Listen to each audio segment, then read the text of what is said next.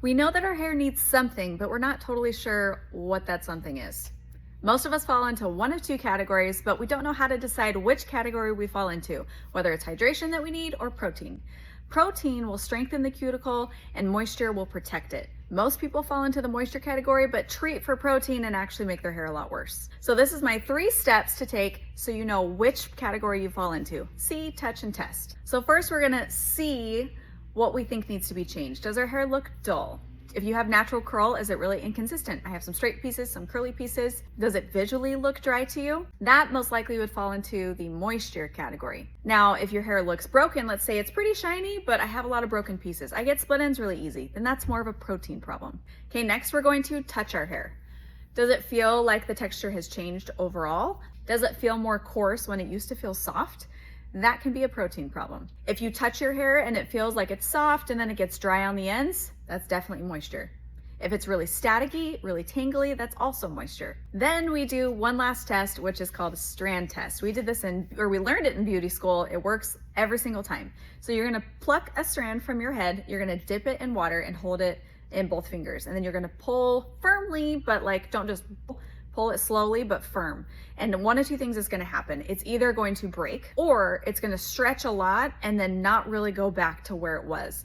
So if it stretches and breaks, then you need moisture. It's too brittle, it doesn't have enough protection to handle any tension, it needs moisture. If you stretch it and it's really stretchy, that means it needs more protein strength from the inside out. I feel like I see that more with some curly hair or a finer texture, but you'll know which one you are. Now that we've decided which category we fall into, and if you are both, make sure that you are both, because we don't want to overtreat the protein if we don't need to. Now we need to go find some products. So when I'm looking for products, there's specific ingredients that we need, and trust me, when I was looking at them, I felt overwhelmed. Like, I have no idea what these mean. I don't know what I actually need. And just because something has a complicated name doesn't mean it's bad for you. I think that's a really common misconception that people take. Just because you can't pronounce it doesn't mean it's a bad thing. Just research what that specific thing is and what the purpose is. So the 3 ingredients that you'll want to look for in a hydrating product is going to be a glycerin, an oil, and a natural silicone. So what those do, a glycerin will attract moisture. It can pull moisture from the air and attract it to your hair. Oil is gonna hydrate, soften,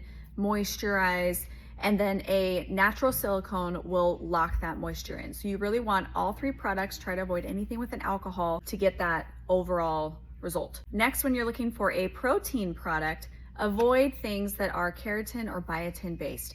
Our hair, yes, it's made of keratin, but there's other ways to stimulate that keratin, like a product with amino acids versus keratin. Too much of a good thing is a bad thing, and so much of our products already have it in there just as like a secondary, third ingredient, that we don't need something that's so potent in keratin and definitely not biotin. It's gonna take a few months to see a difference from these, so I would just start incorporating it right off the bat. So if you're hydrating, you need something like a hydrating mask to do in the shower. And then when you get out, you wanna use a leave-in conditioner, because most of the time we rinse out a lot of that conditioner in the shower, and we actually needed to keep some of that in there to help protect the hair through styling. So I love 7 Seconds to Tangler from Unite. I also love the Reunite Silky Smooth leave-in treatment. And that checks the boxes of all 3 ingredients without the use of an alcohol. I'm telling you, it's really tough to find a product for hydration that doesn't have an alcohol in it. So highly recommend that one. And then you'll want to put oil in your hair. Don't put it in right when your hair is wet. Make sure it's towel dried or at least 50% dry, because there's not a lot of room in that cuticle to hold a product when it's full of water. So we want it to be mostly dry or at least 50% dry.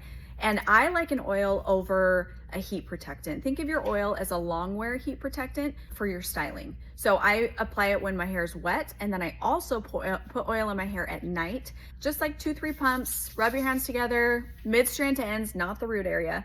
And then your hair will soak it up overnight. It does not transfer to your pillow. There's no residue, but you'll notice a difference if that is something you're struggling with over time. Now I never skip that. Now, to rebuild your hair and do a protein treatment, I really love the Reunite treatment. It's a protein base that comes from aminos, which helps generate keratin. So it's not using keratin, anything like that to get that kind of result. Also, honestly, the best thing you can do for your hair if protein is the problem is incorporate it into your diet. So if you're not even tracking that, maybe track it for a day or 2 and see where you're at. You at least want 60 grams of protein, ideally 100, but your hair, you will notice a big difference over time in the strength of it if you're getting enough in your diet.